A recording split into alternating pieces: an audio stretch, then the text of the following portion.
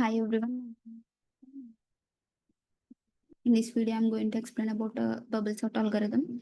In bubble sort algorithm, we compare adjacent elements and swaps them if they are not in a proper order.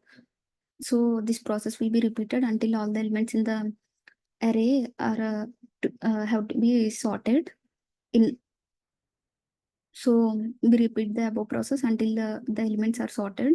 So one of the some of the key features are we do comparisons of adjacent elements in bubble sort, and also after after iteration, if a bubble sort to be sorted in ascending order, the smallest since in ascending order we uh, go from small to big, so the largest element of the list will be placed at the last after first iteration.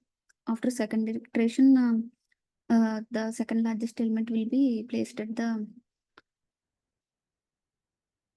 last but one place. So, uh, so these are some of the key features of bubble sort algorithm. Swapping is also one of the key feature since it helps us in easily sorting the array of elements. So here they have given a list of elements which are to be sorted. I'm going to get the list of elements which are needed to be sorted. So this is my first list which need to be sorted.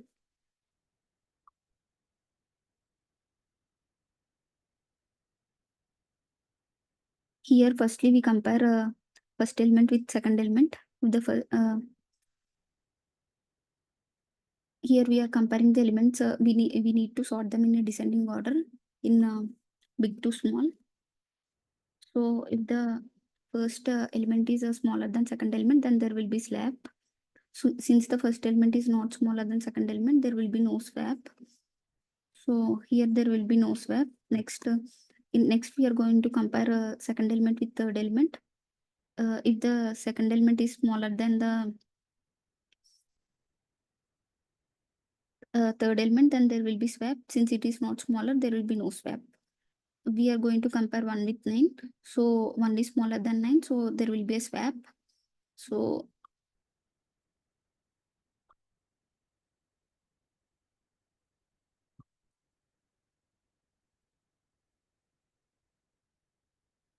this is the list after swapping.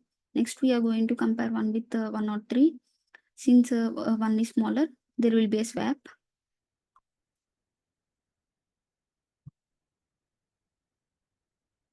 Going to paste in the elements here.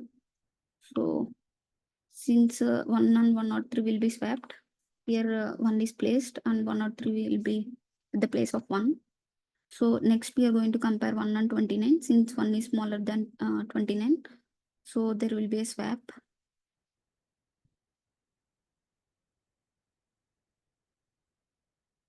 So 29 will be placed here and 1 is going to be placed at the place of 29. Next 1 and 16, 1 is smaller, so there will be a swap.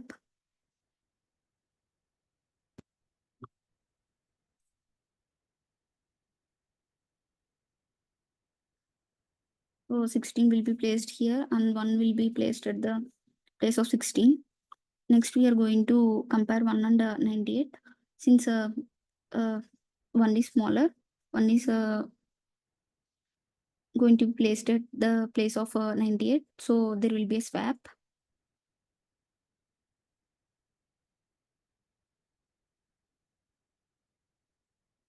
So after one iteration, we can say that the smallest element which is present in the list is going to be at the last place since we are sorting the list in a descending order. Next, after we are going to perform second iteration on the above elements. Here we are going to compare 54 and 13. Since 54 is bigger than 13, there will be no swap. Next, we are going to compare 13 and 9. 13 is not smaller than 9, so there will be no swap. Next, we are going to compare 9 and 103. 9 is smaller than 103, so there will be a swap here. So 103 will be placed here and 9 will be placed here after swapping. Next, we are going to compare 9 and 29. So 9 is smaller, so there will be swapping. So after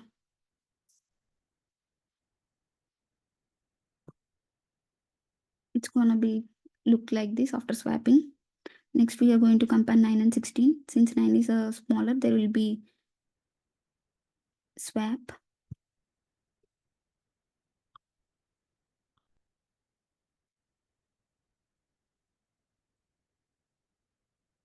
So 16 will be placed here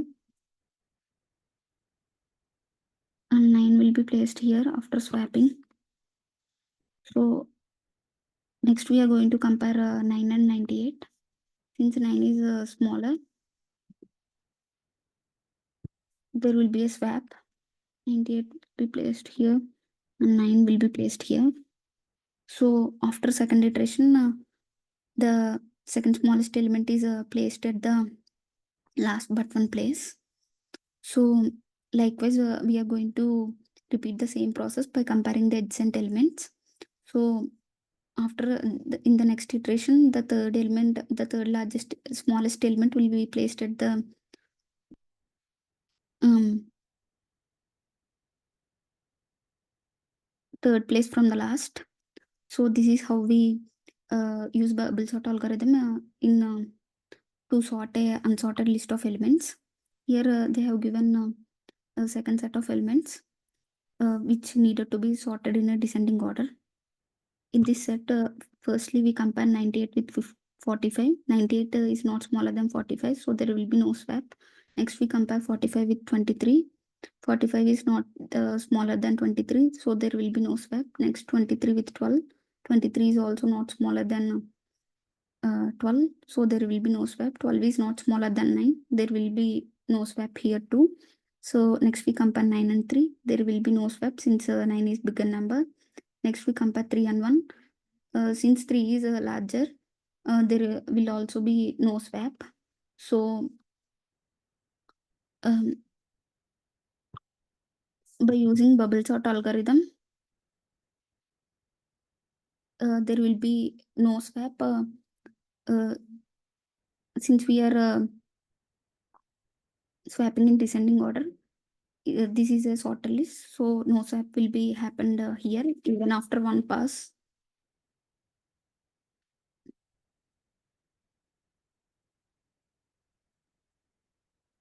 So while coming to the time complexity in set 2 elements which they have given here, since no swap have occurred during the first pass, the algorithm terminates early, indicating that the uh, array is already sorted. In the best case scenario, when the array is already sorted in descending order, bubble sort takes a time complexity of big O of n. Uh, uh, by we can the when the array is sorted in ascending order, we need to swap through every possible element. So worst case time complexity is gonna be big O of n square. By adding this optimization technique, bubble sort becomes more efficient in cases where array is nearly sorted or already sorted by reducing the average time complexity since the array of elements are already sorted. Thank you for giving me this opportunity.